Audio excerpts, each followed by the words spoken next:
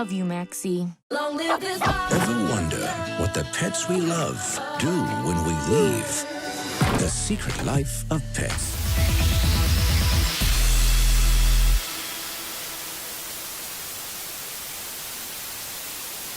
Hello everybody and welcome back to Watchin Stuff. I'm Whyboy. And I'm Nero. And we're back with Illumination with their latest movie, The Secret Life of Pets. Nero has been really anxious to talk about this because we just talked about a bunch of crappy movies, and now we can talk about a good one. I'm telling you, SLOP is really good. And I know what you're thinking. No. Yeah, what's SLOP? That's not a diss. It's because the movie's called The Secret Life of Pets. SLOP. I want to know if someone in marketing got fired for that. Or now have gotten fired for that. Yeah. Hashtag the slop. Hashtag the slop. The thing that gets me is, this is like an apology. For the Minions? Because it's like, man, we did Minions, we did that Danny DeVito documentary, and we're sorry. Yeah. But here's a movie that's going to completely lie to you in the trailer. Yeah. Because the trailer's like, you ever wonder what your pets did? No, shut the fuck up. All your goddamn rhetorical questions are bad. Did you ever wonder where Minions come from? No, shut the fuck up. We don't care. Well, here are what pets do. And it's like, oh, okay, so the whole movie's just going to be humans leave and antics occur. Nope. That's only like the first 5 minutes. And that's what I would say, like, The Secret Life of Pets has probably the best trailer that I've seen in most movie trailers nowadays. It's funny, it did the same thing I hated about Zootopia, though. Yeah. Because Zootopia's trailer was, let's literally just take a scene, throw it out there, show you the whole scene, and then slap the logo on and be like, trailer. Yeah. And this one did the same thing, where it's like, look at all the shit the pets do at the beginning. Slap a logo.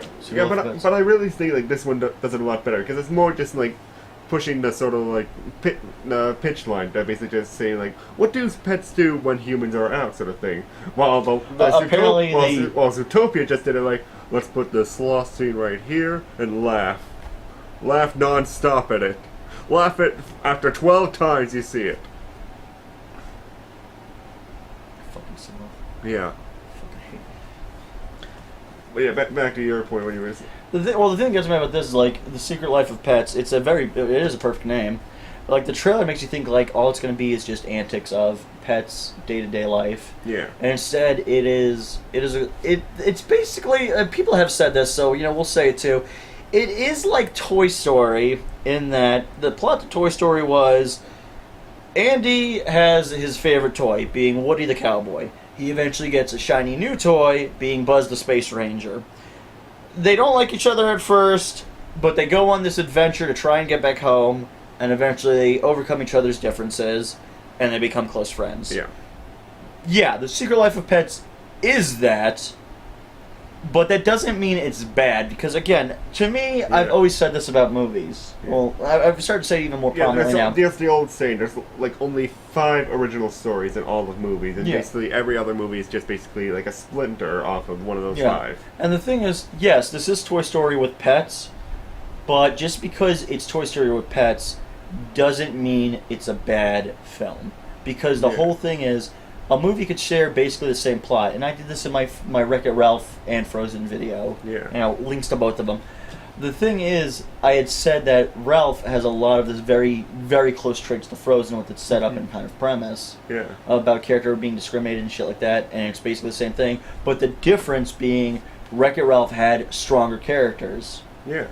I like Toy Story. I thought it was fine. I didn't love it or anything, but I thought it was fine. I haven't seen Toy Story in so long, so I don't know if it holds up still? Yeah, I don't really know. I can't really give an opinion on it. I like Toy Story 3 and all that, but that's a much different sort of movie and all that. This does the same thing. You have a girl named Katie, and she has her dog Max. She loves this dog unconditionally, and everything's great. Yeah, and Max loves her unconditionally. Everything's just like everything's great. Balls and treats and all that. Yeah, balls and treats and all that good shit. And then for some really fucked up reason, this girl, Katie, who lives alone in New York in a small apartment, says, fuck, I need another dog. And it's gotta be like this big, huge, like Leon Burger motherfucker. Yeah. That is too big for this apartment. Yeah, that knocks everything down and all that. I believe they basically sort of write that off, basically saying like, Leon Burger Duke was basically at the pound sort of thing, and it was basically like his last days there. Yeah, he was gonna get like put down. Yeah, so that's probably so the she, reason. you know, and that's the thing that shows Katie's character though. She fucking loves animals. Yeah. And that's fine. So the story is about Max and Duke.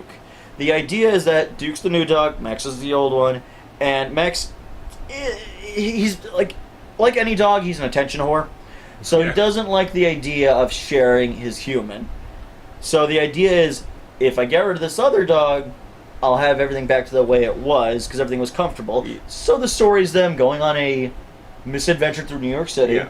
When it basically first starts out with Duke just wanting the same thing, wanting to get rid of the newer dog, as soon as he realizes, like, oh my god, this newer dog's just trying to get rid of me. Yeah. And so they basically just trying to get out of each other and all that, trying to do that, but then they get lost during like a run through the city and all that. I think actually one of the strongest points of this movie is its narrative is compiled from three perspectives. Yeah. You have Max and Duke trying to get home and their interaction.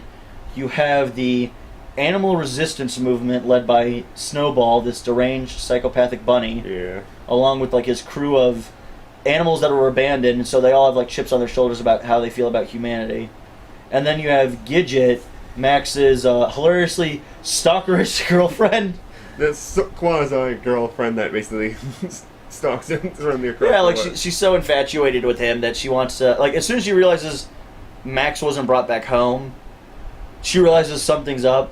So the first thing she does is she tries to gather up as many of the other pets in the apartment building they all live in to get together to go and save Max. Yeah. The best being that she goes to the roof of the building, and there's a big, huge, creepy shed on the roof. Yeah. And there's this big motherfucking hawk in there. Yeah. Named Tiberius. And she's like, oh, do you want me to let you out? Yeah, let me out. I'll help you find that. I'll help you out. I'll help you find your food. Who said food? Who said food? I meant food. I meant friend. And she like walks in, and there's like fucking like little animal bones all over the fucking place, and he's like, yeah, don't mind the bones, just crawl over those. And she takes off his hood, he tries to eat her, but he's like stuck on a chain. And she's like, I can't believe you tried to eat me. And he's like, I'm sorry, I'm a predator, it's in my nature.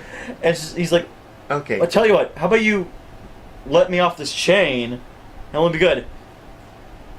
You know, Tiberius, I don't really trust you. I don't want to be mean or judgmental, but I don't think I really trust you all that much. Yeah. And it's like, yeah.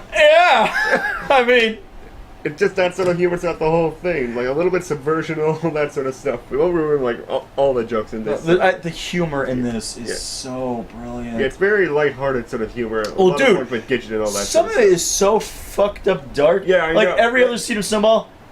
Remember Ricky? Yeah. And it's like a big fucking mural to this duck that died. Yeah. That was great. It's lighthearted humor with like Gidget and all that sort of stuff, mixed in with the dark humor. And it's just like a wonderful mix that comes together. Like, the thing is, the movie, the basic development is Max and Duke are going to learn to get along. Yeah. And that is the interesting part, because that dynamic has the character arcing of, these were two guys that didn't like each other, that didn't like the idea of sharing a home, but learned to come together to share a home. The cool thing with Gidget and her little clique is you have a bunch of idiots together going on an adventure. And it's Gidget, who's hyperactive as all hell. Yeah. Actually, she's probably also a Cloud Cuckoo-lander. Yeah. She's probably that trope. You have Tiberius, who's a pred. Yeah. Like, he's like very, like, he's always kind of like eyeballing some of the smaller animals to eat them. Just licking his lip. That's a really cool little animation thing. There's like one scene where they're all just talking, and he's like in the background, he's just like looking at like a gerbil or something. Yeah, I love his eyes. His big, huge animated eyes. Yeah, they're kind of like Muppet eyes sort of thing. Yeah, They make him look like really cute and nice. That's why you have that great reveal. If I let you go, I'll be your best friend. And it's like them flying around the city together, and he like snatches a fucking squirrel to eat, and then he like wakes up, and he's like, I'll have a best friend. Yeah. And it's like, shit, that was enough to win him over. He's just lonely. Yeah. That's fucking great. Yeah, it really is. So then it's Gidget, Tiberius, two other dogs whose names I can't fucking remember. Yeah, they were just like comic relief dogs sort of thing. Then we have Chloe the cat. Chloe the cat, who's a bitch. But so she's a cat? Yeah. A funny bitch. I think it's great. Like, they showed in the trailer, like, her owner's like, have a good day, Chloe. Leaves. Bitch slaps the foot against the wall and it's like, cat. Yeah. Can't be just eating everything in there. Yeah. And then Sweet Pea, which is just... Sweet Pea is actually kind of dull, because it's just a bird. It's just a bird that tweets. But I think Sweet Pea is pretty cute, though. Oh, no one looks like shit. Well, actually, the only one that looks like shit, but that was intentional, is that really fucked up Sphinx cat that has no fur. Yeah. Ugh. Or it's got like these big bug eyes. Yeah, big bug eyes, and like a few hairs on his head. And and it's like all weird. skin and oh fuck, dude, man, Sphinx cats are fucking creepy looking ass. Yeah, I haven't really seen one in like real life. Oh, dude, they're creepy. It's like if someone took a bat and then shaved the bat, but then like took the wings off the bat. Yeah. And it becomes a cat. Fact. Fact. Yeah. I like the movie. I think because it's not complicated, which I like because I've like. Yeah, because you don't want to overcomplicate this sort of stuff. Like, it's fine having a simple sort of story just about dogs just trying to get back home and all that. But it adds a little bit more like an intelligence to it when they interweave the two other stories into there.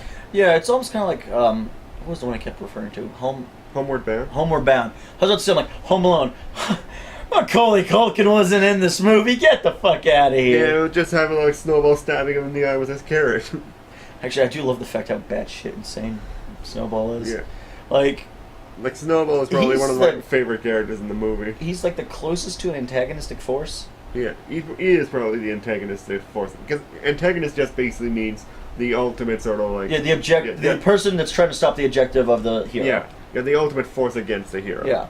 And like, in that regard, and he was great. He had a clique too. Like, he had a bunch of like nondescript animals that didn't, have like personalities, but then his crew was him, some kind of English bulldog, but he didn't talk, but he wore like a big metal muzzle, kind of like Bane. Yeah.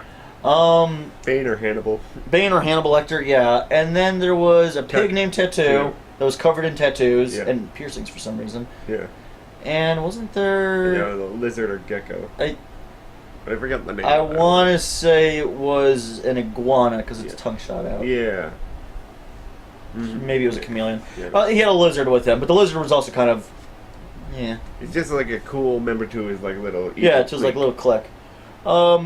And it was cool that you had like these animals that were all abandoned by their owners, so they're all very jaded. Because it's like the idea is like it comes to we were loved, and then they threw us out like we were nothing, and that's interesting because it's like, oh, okay, so it's not like you're just evil street animals. Yeah. It's not like the fucking nut job. Yeah. Or like fucking rats are fucking evil because rats. Fuck. Yeah, there's like different levels to like the evil and goodness in this sort of animals. Like any dog can be evil, any dog can be good, that sort of thing. Yeah, and I like that angle. Humor again was great. Dark where it needed. Dark humor great. Light humor great. Yeah. Two fuck awful jokes, and we'll just say them right now. Snowball shits himself. Yeah.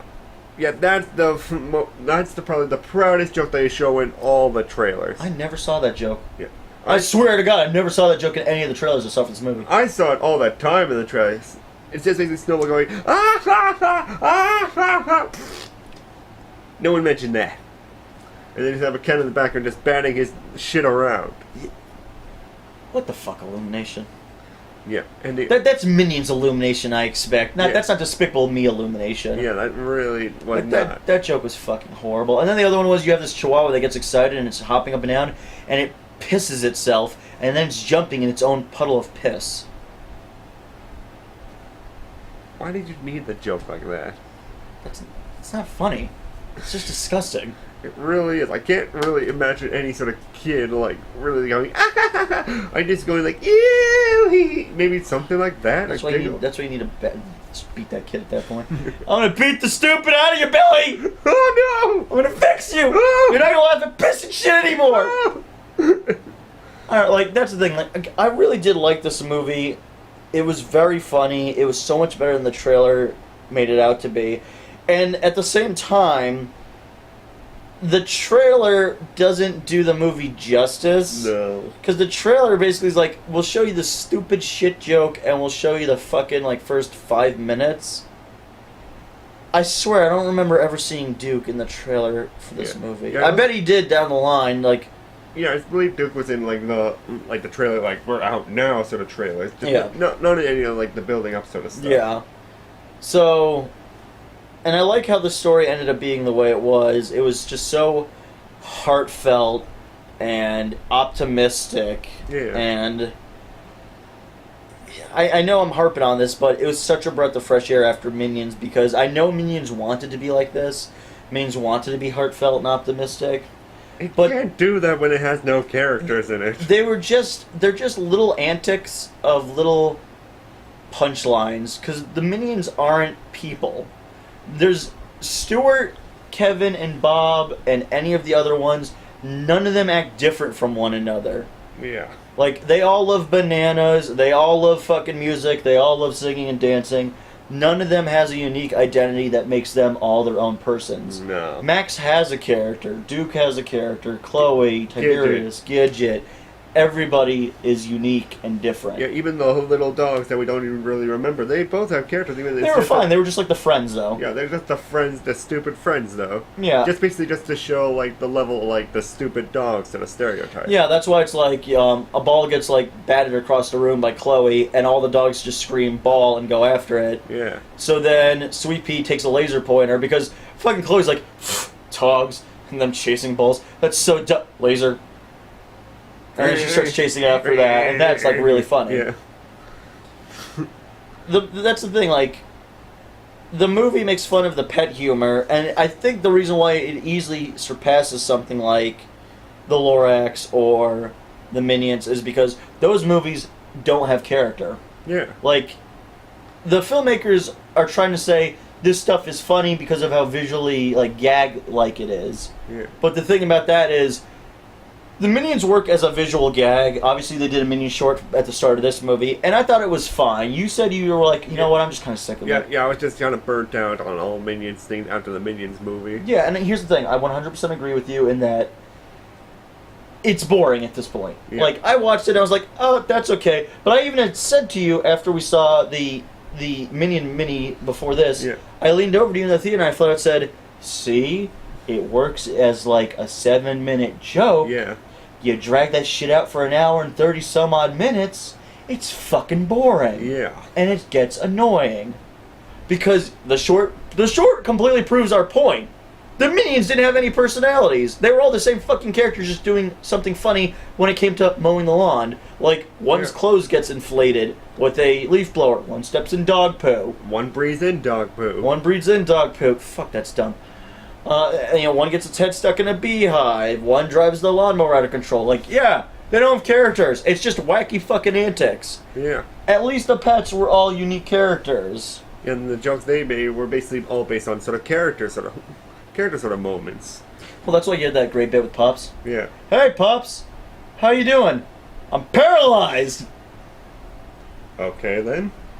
Awkward, because he's like this really old dog in like a wheelchair. Yeah. So that like, Like oh you my really God, that don't was see any morbid. sort of like paralyzed sort of characters in any sort of animated movie. And he was a badass motherfucker. Yeah, that makes him really cool. Like that was cool. It's like paralyzed, old, still kicked ass. Yeah. Yeah, still outran all the animals with everyone else, just like anyone else could and all that. Was able to like get across the city easily. He was just like one of the top like sort of mentor characters, I would guess. Yeah, well, he was like their Gandalf. Like Yeah. if this was like Lord of the Rings, Gidget's team is the Fellowship. Yeah. Max and Duke are Frodo and Samwise. Yeah. And Snowball and his crew are like the evil guys from like Mordor. Yeah. So basically, Pops was being like Gandalf, and he was like leading Gidget's crew, Yeah. like to go and find them. Mhm. Same principle. Yeah. What would you say your favorite character is? I would say design-wise, I really like Sweet Pea because I usually like those like little bird sort of things. Like He was when, cute. when I go to like a pet store, it's like little birds and all that sort of stuff. I would say character-wise, it's kind of like a coin flip between Snowball and Gidget. All right, well, the two cute ones. I know. I like cute things. Like Gidget's. Oh my God, Gidget's so fucking cute. Yeah. She looks like a little cotton ball with Yeah. legs and a little nose. Yeah, and the thing I like about both of them is like when they snap, it just becomes like super violent and all that. It's just that sort of dichotomy of cute little thing, baby. Yeah, but like that's the thing. Like Snowball's like psychotic evil. Yeah. Like when he snaps, Gidget is for the most part Gidget's just hyper and cute until like she gets really pissed and then she starts kicking the shit out of people. Yeah. So I like that. Favorite for me is Tiberius. I don't know Yeah, why. I know. Oh yeah, Tiberius. I should have said Tiberius too. Tiberius is awesome. He's just so fucking funny to me. I was like, I love it when like he's not interrogating. He's interrogating the shaved cat. Yeah. And he's like, great. He's too stupid to intimidate, and he's too ugly to eat. Yeah. And it's like, oh god, you got nothing on him. Like Gidget like starts beating the shit out of him. Yeah. Yeah. This was a very good movie, honestly. 5 out of 5. Yeah, 5 out of 5. 5 out of 5 for me. I loved it. I'm gonna buy it on DVD. I'm definitely gonna buy it too. I'd say 9 to 10 sort of thing for me as well. What would have pushed it over to full on 10 for you? Like, I is there something that just didn't click with you? That why it gets a 9? I don't really know what it's so it really didn't click with me. It's just not something that like really like pulled at me like deep inside. I know maybe I'm just being like nitpicking and all that sort of thing, but I would recommend this to anybody out there. Like, I think really the closing scene at the end where all the owners come home. Yeah, I think that was like one of my favorite scenes in the movie. My favorite one with the owners though is where Sweet Pea's owner comes home and he's like this huge cut tattooed bald headed biker. Yeah. And he's got this adorable like little parakeet as a pet. And he like comes home and he puts seeds on his bald head and he feeds Sweet Pea like that. I thought that was the cutest fucking thing in the world. Yeah, that really was. It's that's sort of the thing that really like pushes it more to like 10 for me. It's just that sort of like it shows like the heart and love that owners have for the pets and all that, and the pets have for their owners and all that. Even with Snowball and he's like anti-human and all that sort of thing. Well, he's so like hilariously over the top. Yeah, it just so shows the theme of like love and all that sort of stuff, and like how love it's everlasting for a lot of people, and how like people just need love. Yeah, and the idea like your pets aren't just they're not just your pet, they're your best friend. Yeah. And I love that. I love that like every owner comes home and they're happy to see their pets. All the pets just fit with their owners and all that sort of stuff. So yeah, I'm giving it a 5 out of 5. I know it's like, is there such thing as a perfect movie? I'm sure through rewatchings of this, I could possibly find things to nitpick. Yeah. But I liked it. I thought it was really good. I'm so happy that Illumination did this. I hope there isn't a sequel because, quite frankly, I don't know what the fuck you're going to explore. Yeah, I would not want a sequel. The only thing I think you could explore, and I don't think I would like it actually, is Katie would have to move to like a bigger house outside of an apartment, so she would have to just get like a house somewhere in the city. Yeah. And I think the detriment that would come with that is you would get rid of so much of the supporting cast that way. Yeah. Because then you wouldn't have stuff like Chloe and Gidget. Yeah, you would have to manufacture a way for them all to travel there and all that. Yeah, like, and then they'd be like too contrived, and then you'd end up like Hey Arnold the fucking movie where it's like you have to fucking, oh shit, we're all gonna lose the apartment. What do we do? And then this shit gets boring. Yeah. We're all done with that crap. It really this was a solid film. Good work on you, Illumination. Yeah. I hope your movie Sing is good. I'm gonna level with you guys from the trailer. It looks kind of shitty. Yeah. And I'll just say my score. I'll just stick it a 9 out of 10. It's a really great movie, great animation, great writing, all that sort of comedy, that sort of thing. Why I don't push it at 10, it's just more to say, like, I don't see this as like something I can rewatch time and time again. I think to get a 10 for a lot of people, it needs to have that moment where like it really just connects with you in the heart. And all I think there needs to be scenes that needs to bring you to a point where you're gonna cry. Yeah. Which this movie did do to me quite a few times in the theaters. That's why I'm just sitting there and I'm like, fuck you. Yeah. Yeah, I believe I needed something like that to do it. I didn't feel it. I love animals and all that, but it just didn't like hit that spot for me. It just hit that sort of like, oh, this is so fun and all that. Yeah, it's fun, it's cute, but I loved it. I thought it struck with me. Yeah. I think anyone who is an animal lover is going to love the hell out of this movie. Oh, definitely. I think it's right up your alley. I think watching it, you will feel a kinship to what it's like to be a pet owner and the idea of how important your pet is to you. Mm-hmm. So yeah, that was our watching stuff of The Secret Life of Pets. Like always, like, share, and subscribe and all that. And if you've seen The Secret Life of Pets, please put down how SLOP was for you. Was it a 10 out of 10? Great name. Yeah, was it 10 out of 10, or did you find something that you didn't particularly like about it? Do you think it's the worst of Illumination? Do you think it was a bad movie? Well, actually, here's something I'm kind of curious. What do you think did it better, Toy Story or this? Yeah. Put all that in the comments below and let's have a discussion on it, as we should all do. Yep. So, until next time, I'm Whyboy. And I'm Nero. And we'll see you next time on Watchin Stuff. Watchin Stuff. Mm.